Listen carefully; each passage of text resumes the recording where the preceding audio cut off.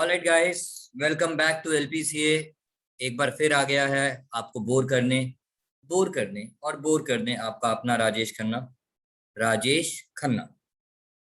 Are for Rajesh, के for Khanna. तो चलते हैं आगे बच्चा पार्टी। आज हम आगे कंटिन्यू करेंगे कुछ questions. Through these questions will try to understand the same concept, marginal costing and CVP analysis. All right, guys. So we'll start with question number 44. Question number 44 क्या कहता है? Calculate PV ratio. जैसे ही question ने बोला calculate PV ratio, मैंने कहा यार फिर से मैं कॉपी खोलता हूँ।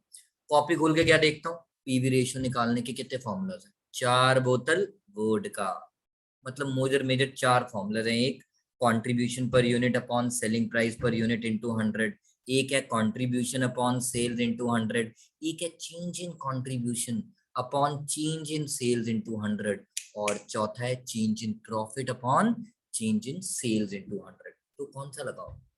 सर आपने एक बात और बताई थी। क्या बताई थी? सर लास्ट के 2 फॉर्मूलाज चेंज कब लगते हैं? When the data for 2 years नहीं बोला था मैंने कहा था when the data for 2 periods is given in the question, that 2 periods can be 2 years, between the 2 half yearlies or between the 2 quarter।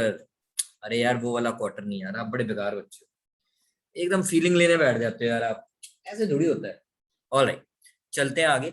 सो हमने क्वेश्चन पढ़ा पीवी रेशियो। तो question, battery furnishes the following information. The Reliance battery company furnishes the following information. Sales दे रखा है first half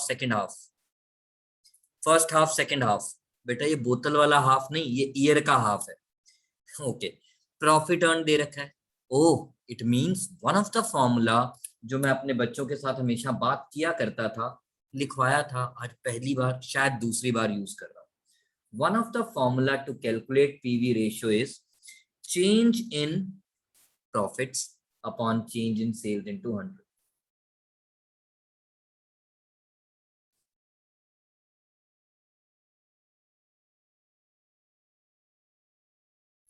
ना change in profit कैसे निकालूं? बेटा सेकंड हाफ और फर्स्ट हाफ का difference, 64,800 minus 21,600 divided by 10,26,000 minus 8,10,000 into 100। So the last two formulas, एक क्लास में हमने चेंज इन कंट्रीब्यूशन वाला यूज किया था, आज हम चेंज इन प्रॉफिट वाला यूज कर रहे हैं। तो 64,800 minus 21,600 gives me 43,200 gives me 2,16,000। So my PV ratio comes 20%। जो बच्चे समझदार हैं वो साथ साथ गधे की तरह मेरी तरह बोलते रहते हैं। PV ratio is also called contribution ratio. If contribution ratio is 20%, मतलब variable cost ratio is 80%। चलते हैं आगे, फिक्स कॉस्ट। एंड इस क्वेश्चन का एक बात मैंने जान के नहीं पढ़ा था, अब पढ़। Assuming that the fixed cost remains same in both the periods। देखो उसने लिख दिया ना पीरियड, ऊपर लिख रहा है फर्स्ट हाफ सेकंड हाफ, नीचे लिख दिया period. So period can be between 2 halves, between 2 quarter and between 2 years। Okay, so fix cost remain same in both the quarters का मतलब ये है, चाहे आप फर्स्ट हाफ को लेके सॉल्व करो, चाहे आप सेकंड हाफ को लेके सॉल्व करो, your fix cost will remain same. तो सर किससे सॉल्व करूं? बेटा चाहे फर्स्ट मार ले, चाहे सेकंड मार ले, चाहे पहला आधा ले ले, चाहे दूसरा आधा ले ले। मतलब वो पंजाबी में ऐसे बोलते हैं ना, दारू की बोतल को पहला आधा दूजा आधा। तो यहाँ पे अकाउंट्स में पहला आधा मींस फर्स्ट हाफ एंड दूजा आधा मींस सेकंड हाफ। सर किससे करें? जिससे मर्जी कर दो। चलो सर फर्स्ट हाफ से कर दो। वी नो दैट, हमें मालूम है, हम भूल चुके हैं, नहीं मैं याद दिलाता रहूंगा बेटा। whenever sales is multiplied with PV ratio, whenever sales is multiplied with PV ratio, it gives me contribution।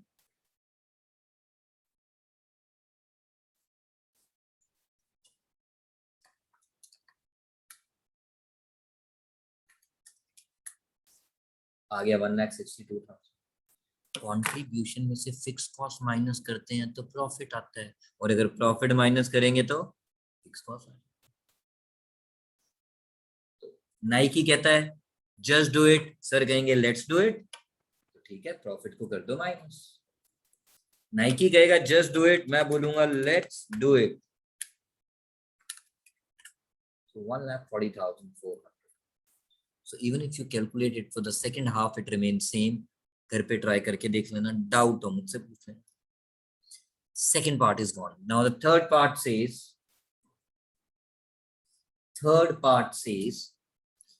the amount of profit or loss when sales are 6,48,000. बड़ा ही टुच्चा पॉइंट है। प्रॉफिट और लॉस अगर निकालना है तो फिर से सबसे पहले क्या निकालना पड़ेगा, कंट्रीब्यूशन।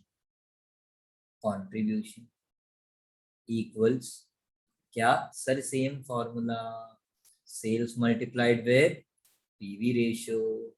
सेल्स कितना है sir, 6,48,000।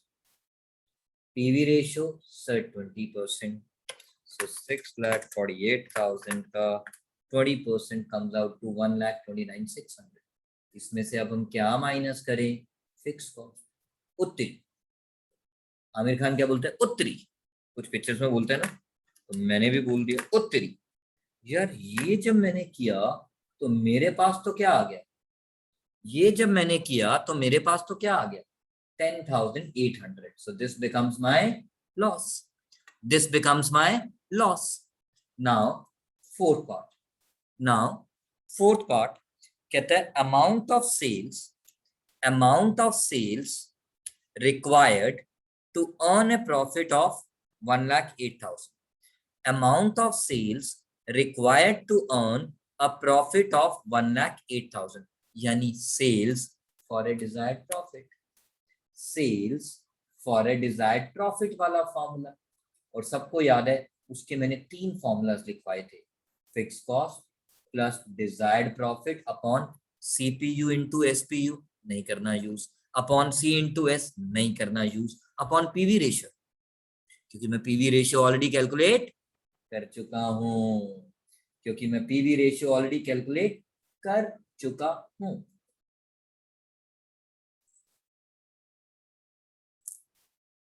So 1,40,400 plus 1,08,000 divided by कितना था PV ratio, 20%।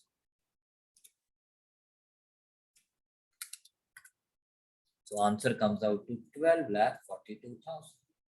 So all about this question, मैंने आपके साथ क्वेश्चन भी शेयर किया, मैंने आपके साथ आंसर भी शेयर कर दिया। So सिंपल सा क्वेश्चन था, we tried using one of the formula of PV ratio, बाकी सारी बातें तो पुरानी थी। एंड सेकंड हमने क्या यूज किया इसमें, whenever sales is multiplied with PV ratio it gives me contribution।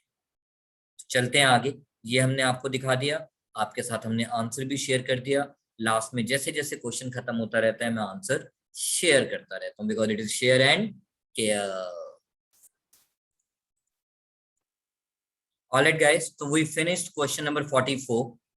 Now 44 के बाद दुनिया में क्या आया, 45। 44 के बाद दुनिया में क्या आया, 45। सो आई रिपीट, 44 के बाद दुनिया में क्या आया, 45। चलते हैं आगे बच्चा पार्टी, भगवान हमारा भला करे, सबका मालिक एक। 45 ना, 45 क्वेश्चन के लिए मुझे कुछ ऐसे शो करना पड़ेगा, आपको फोटो लेना हो तो उसी हिसाब से ले सके, so that you can, you know, I always said one time solution. Now the question says you are required to compute new sale price in the fourth, हमने ऐसा क्वेश्चन किया हुआ पहले, but I'm just repeating it. New selling price in the forthcoming year if the current PV ratio is to be maintained. If the current PV ratio is to be maintained, current PV ratio maintain करने का मतलब contribution ratio maintain करना, contribution ratio maintain करने का मतलब indirectly variable cost ratio maintain करना, and variable cost ratio plus contribution ratio का sum total is one and only one। चलते हैं आगे बच्चों, now we'll read the question। so हमें एक idea मिल गया, एक vision मिल गया। The variable, what is the word written my guys? The variable cost structure of the company is as follows। so all these are variable costs, so this overhead also is variable overhead, so the total of this becomes, just to save time, paper में आपको individually लिखना होगा, क्योंकि भारतीय नारी सुंदर लगे साड़ी यानी प्रेजेंटेशन एक एक करके दिखाना होगा। मैं अभी रफ वर्क में सिखाता हूँ, main objective is to develop the concept, तो मेरा प्रेजेंटेशन थोड़ा गंदा ही होता है। Selling price is 270। मैंने कहा एक काम करते हैं, पहले हमें मालूम है हमें सेम पीवी रेशियो, तो हम पीवी रेशियो निकालते हैं for the existing structure. Existing structure में हमारा सेलिंग प्राइस पर यूनिट कितना है? 270। एग्जिस्टिंग स्ट्रक्चर में हमारा सेलिंग प्राइस पर यूनिट कितना है? 270 less variable cost per unit कितना है?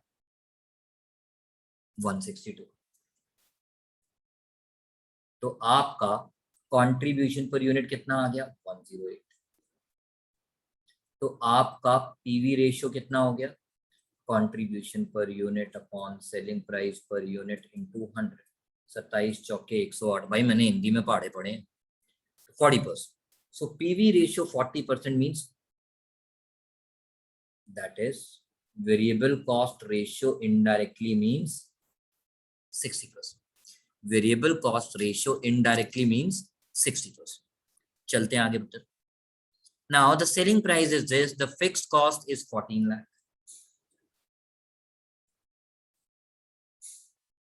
and sales 40 lakh 50,000 and sales 40 lakh 50,000. Sir sales क्यों दे रखी? I don't know. During the forthcoming year,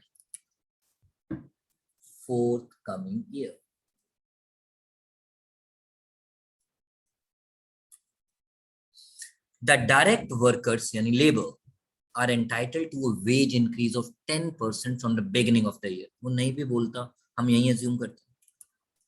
It means material का तो अभी पता नहीं, labor cost called wages will be 30 and it will increase by 10%. क्योंकि वेरिएबल कॉस्ट में per unit में इंक्रीज होता है, फिक्स कॉस्ट में टोटल में इंक्रीज होता है। वेरिएबल कॉस्ट में टोटल में नहीं पर यूनिट में इंक्रीज होता है और फिक्स कॉस्ट में टोटल में इंक्रीज होता है। सो वेरिएबल कॉस्ट में पर यूनिट में इंक्रीज होता है और फिक्स कॉस्ट में टोटल में इंक्रीज होता है। So this becomes 33। Now question says the material cost variable overhead, material cost 7.5%, variable overhead 5% increase होंगे। फिक्स के बारे में अभी बाद में सोचेंगे। मटेरियल कॉस्ट उसने बोला 7.5% इंक्रीज होगा, यानी 120 plus 7.5% of 120, so total will become 129। Variable overheads कितना है sir? 12 rupees. It will increase how much? 5%. So 5% of 12. So it is 12 rupees 60. It means my new variable cost will be कितना हो गया? 162 174 रुपये 60 पैसे। 174 रुपये 60 पैसे। 174 रुपये 60 पैसे। I repeat 174 रुपये 60 पैसे। डन। अच्छा, अब एक बच्चा कहते सर अब क्या करें? मैं कहा बेटा फर्स्ट पार्ट हो गया।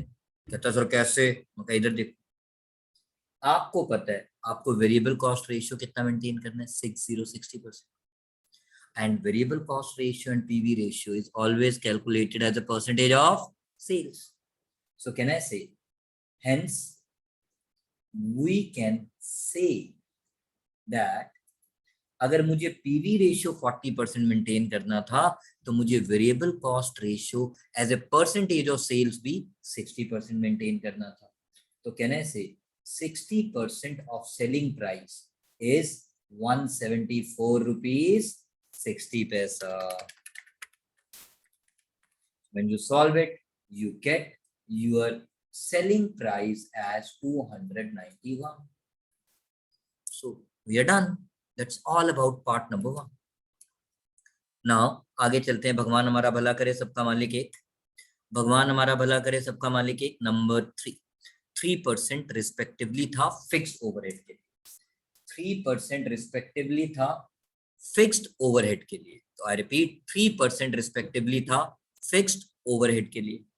तो अब हमें मालूम है हमारा न्यू फिक्स्ड ओवरहेड कितना होगा?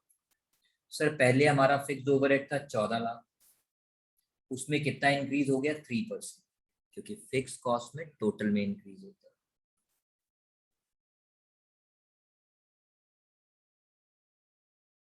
$14 lakh plus 42,000 becomes 14 lakh 40,000। लिख के छोड़ दिया। अब पढ़ते हैं इस क्वेश्चन का second part. Number of units that are required to be sold, यानी units for a desired profit का फॉर्मूला शायद लगेगा। For the fourth coming year so as to maintain same profit in the current year. इसका मतलब जितना profit हम previous existing structure में कमाते थे, उतना ही प्रॉफिट हमें करंट एग्जिस्टिंग स्ट्रक्चर में भी कमाना पड़ेगा। करंट एग्जिस्टिंग स्ट्रक्चर में भी कमाना पड़ेगा। सो फार सो गुड बच्चा पार्टी, लॉक कर दूं? कर दिया। Now computation of current profit, यानी एग्जिस्टिंग प्रॉफिट। सर मैं बताऊं? नहीं, मैं बताऊंगा। सर मुझे पता है आप क्या करोगे। अच्छा आपको पता है क्या करूंगा? कहता है सर आप लिखोगे कंट्रीब्यूशन, हमें मालूम है sales into PV ratio is contribution.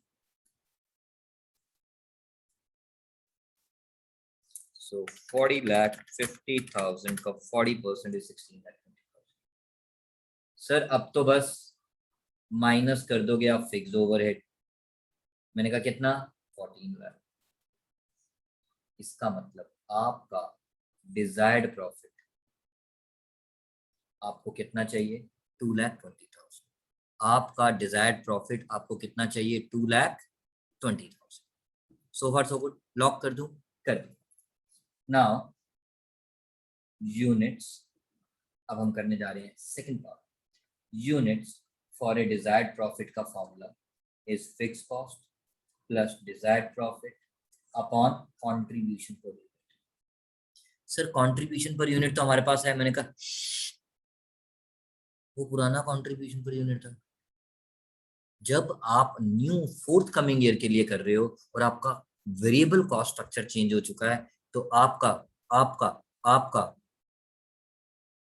Contribution भी चेंज हो चुका है। इसका मतलब मुझे फिर से करना पड़ेगा क्या? Selling price per unit minus variable cost per unit. हाँ, वेरिएबल कॉस्ट मुझे पता है, प्रॉब्लम है सेलिंग प्राइस कितना दो। अगर तो क्वेश्चन कहता है न्यू सेलिंग प्राइस लो, तब तो आपकी बात ठीक थी। नहीं, तब भी ठीक नहीं थी, क्योंकि मेरा कॉस्ट स्ट्रक्चर चेंज हो चुका है। परसेंटेज वाइज शायद मान लेता same. Now question says assuming that the selling price per unit will not be increased. Oh, I get it. It means maintain the old selling price. क्योंकि market में competition बहुत हो गया ना, पेंडेमिक या बिक नहीं रही चीजें, तो बंदा कहता है सेलिंग प्राइस मत बढ़ा। सर कॉस्ट तो बढ़ गई, कोई नहीं, कम प्रॉफिट से काम चला ले, कम से कम दुकानदारी तो चल रही है। सेलिंग प्राइस कितना भाई लोग हमारा? सर 270 था, तो ठीक है बेटा 270 minus 174 rupees 60 पैसा is 95 rupees 40 पैसा। तो बताओ बच्चों फिक्स कॉस्ट कितनी लिखूं? एक बच्चा कहता है 14 लाख। मैंने चीज का छापड़ मारा। मैंने कहा भाई न्यू कॉस्ट स्ट्रक्चर के लिए कर रहा हूं। अच्छा sorry sir, shut up, very good. So new fix cost is 14,42,000। हाँ, डिजायर्ड प्रॉफिट पुराने वाला लिख दिया, क्योंकि क्वेश्चन ने बोला we have to maintain the same profit as we were earning in the previous year. Now, when I solve this, which is 14,42,000 plus 2,20,000 divided by 95 rupees 40 पैसा, मेरा आंसर आ गया 17,421.3। तो round off to lower side कभी भी नहीं।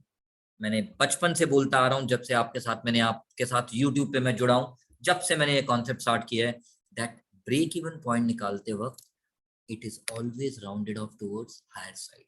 Similarly, units for a desired profit अगर round of lower side पे कर दूंगा तो मेरा डिजायर्ड प्रॉफिट एग्जैक्टली अर्न नहीं हो पाएगा। तो उससे ज्यादा आने दो, लेकिन कम नहीं आना चाहिए, इसीलिए we always rounded off towards higher side. So all about बच्चों 2 questions which I wanted to do today. I'll be recording 2 more questions, but I'll be sharing it in the next class. And till then, you revise these questions. I have shared the answer. This is the answer for the first question I did today. This is the answer for the second question, first question I did today. And this is the answer for the second question I did today. And this is the answer. And this is the questions we have done today in the class. Question number 45, question number 44. Question number 44 and question number 45. तो please इसी तरह से आप मेरे साथ जुड़े रहें. आपके लिए मैं लेकर आया हूं full time solution and these are the questions which are done for CA, intermediate as well as BCom. तो till the next class, bye bye bye bye and bye bye. चलता हूं, अच्छा चलता हूं, दुआओं में याद रखना. इसके आगे मुझे नहीं आता. Bye bye.